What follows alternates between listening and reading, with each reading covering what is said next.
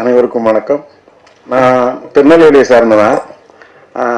பொதுவாக எங்கள் ஊரில் வந்து நிறைய இந்த பெங்காலி மூவி இந்த மாதிரி படங்கள்லாம் வராது. நான் காலேஜில் படிக்கும்போதெல்லாம் பார்த்தீங்கன்னா மாமனாரின் இன்பவெறி, அவளோட ராவுகள் இப்படி தான் படம் வரும். அதனால் அந்த படங்கள் பற்றிய நாலேஜ் எனக்கு கிடையாது. அப்போது யதார்த்தமான படம் எப்படி இருக்கும் அப்படின்னு சொல்லிட்டு நான் பார்த்த முதல் படம் ஒருதலையரா. பார்த்த முதல் ப்ரிவியூ அதுதான். எனக்கு தெரிஞ்ச ஒரு ப்ரொடியூசர் கம் டிஸ்ட்ரிபியூட்டர், அவர் தான் சினிமா கூப்பிட்டு வந்தார்.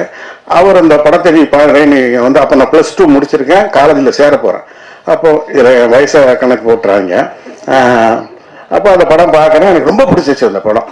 அதனுடைய விலை வந்து அப்போ பார்த்தீங்கன்னா ஒரு RO பிரிண்டோட கிட்டத்தட்ட 25,000 ரூபாய். அவர்கிட்ட சொல்கிறேன், சார் இந்த படத்தை வாங்கிருக்கேன் சார், சூப்பராக போகும் சொல்கிறேன். அவருக்கும் அந்த படம் பிடிச்சிருந்தது. அவர் என்ன சொன்னார், படம் நல்லா இருக்கு, ஆனால் இதெல்லாம் ஓடாது, ஒரு அவார்டு தான் வாங்குவோம் அப்படின்னார். இல்லை சார், டெஃபினட்டாக ஹிட் ஆகும் சார் அப்படின்னு சொன்னேன். டிஆர் சார் அந்த படத்துலேருந்தே நான் அவருடைய ஃபேன். ஏன்னா அவ்வளவு அழகாக அந்த படத்தை உருவாக்கினவர் அவர் தான்.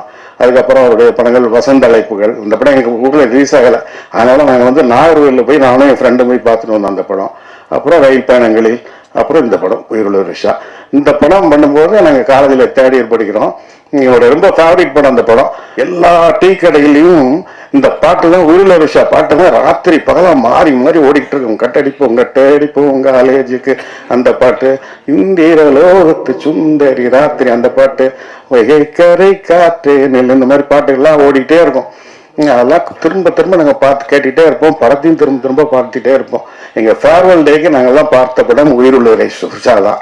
கிட்டத்தட்ட ஒரு 43 வருஷம் கழிச்சு இப்போ பார்க்கும்போது அப்படியே கண் கலங்குது எனக்கு.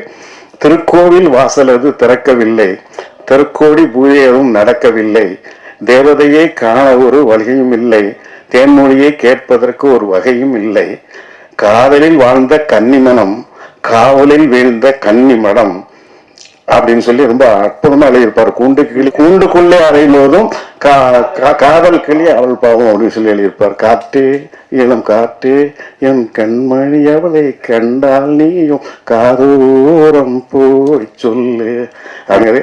என்னுடைய கார்ல செக் பண்ணீங்கன்னா என்னுடைய பாட்டு டிஆர் சார் ஹிட்ஸ்னே ஒரு CD இருக்கும். கிட்டத்தட்ட 98ல் நான் ரெக்கார்ட் பண்ணேன் அந்த CD. இப்படி ஒரு தலை சிறந்த ஒரு பாடலாசிரியர், இசையமைப்பாளர்.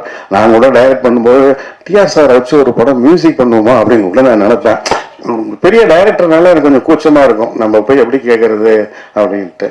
ரொம்ப அற்புதமான ஒரு படைப்பாளி, பல சாதனைகளுக்கு சொந்தக்காரர் அவர். இந்த ரீ ரிலீஸ்லையும் இந்த உயிருள்ள ரிஷா ஒரு மிகப்பெரிய ஹிட் ஆகி இதுலயும் ஒரு சாதனை படைப்பார்னு நான் நம்புறேன்.